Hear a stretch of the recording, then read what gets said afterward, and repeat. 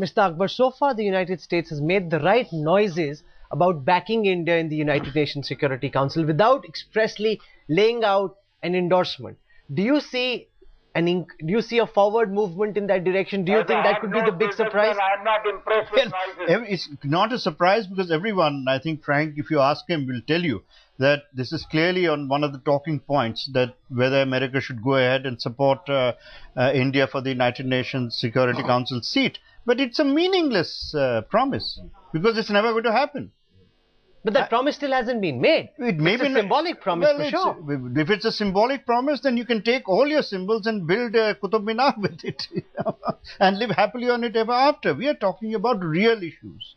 Yes, hopefully the world will change, and the 5 victors of World War II will stop dominating the world with their official nuclear weapons and the Security Council veto. Fine. But the real and immediate concerns of India, basically there's hostility on 2 fronts. One less hostile than the other, but a very active hostility from Pakistan. America doesn't want to talk about it, and that is why America says it wants to discuss economics. And what is the economics it wants to discuss? It wants to discuss jobs in America. There is a story out in American press that if they get the arms deal, the 126 fighters that we want, 29,000 jobs will be created in America. Yes, they've given the same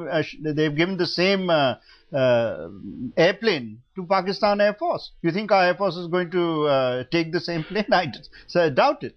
So, I mean, I think at this point, America needs to realize that India is a mature nation. It's not a sucker territory, right? And if, yes, I mean, any sensible Indian, anyone wants friendship with America. Who wants hostility with America? I certainly don't, for personal reasons as much as, professional or institutional or national. But the point is that no American administration can take Indian concerns for a ride just because it wants to appease General Kayani and the Pakistan army, who has said over and over again that yes, the arming of Pakistan is India specific. Now, what more do we want to know? Okay, Mr. Pilot, given this matrix, how important and how hopeful is the Indian government that President Obama will make some sort of an official announcement which will see America backing India for a permanent spot in the United Nations Security Council? Rahul, first of all, I'd like to make 2 points. One, for what Mr. Bajaj was saying earlier. In 1994, the Indian Parliament passed a resolution about having the illegally occupied parts of Kashmir from Pakistan taken back, and every single inch of the state of Arunachal Pradesh is a part of India. That's a stated position, and there is no ambiguity in that fact. So we don't need another head of state from outside to come and tell us or to help us decide what our political boundaries are. We know it very well, and this is the fact of the matter.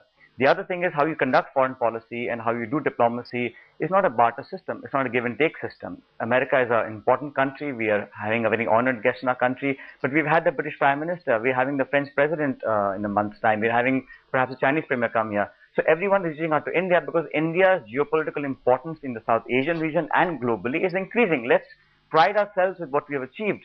We are not looking for a big idea every 3 years where every US president has to come here and announce some big deal that to happen. We are a country that needs, collaboration with all parts of the world, and President Obama is a very welcome guest here. I'm sure things will happen. We will discuss economics, trade, bilateral issues, jobs everywhere. And across the country, in India and in the US, there have been job losses because of the economic slowdown. If the 2 countries can work together and help each other, there's nothing wrong in it. But I don't agree with it that, every 2 or 3 years you have to have a big idea or a promise that has to be made or kept. And by the way, what the US government does with Pakistan is their bilateral affair, but we have made it very clear at the highest levels that any arms that are sold to Pakistan should be monitored very carefully, and the end user clause that they have in the US should be verified diligently so that none of those arms that are sold to Pakistan Army are in the future even be made to use against the Indian soil. So we've taken up at the highest level. There are concerns that have been addressed adequately already, by the way. Let me get in a perspective from America. Mr. Wiesner, you've been listening in, Ambassador. What sense do you get about the possibility of America making some sort of an explicit commitment towards India gaining a spot in the United Nations Security Council? Do you see that at all happening during President Obama's visit? Well, I certainly believe that among the institutions that India should be a member of and needs to make a contribution on the world stage is the Security Council. I'd like to see India a member of the Security Council. I recognize, as I believe most Indians do, that the road from here to that objective is a long and complicated one, and it won't happen anytime soon. The most important thing about Security Council membership in the United States is our support for that objective. Our support for getting India on the Security Council will say much more about our feelings toward India, our recognition of India's importance to us and to the world at large.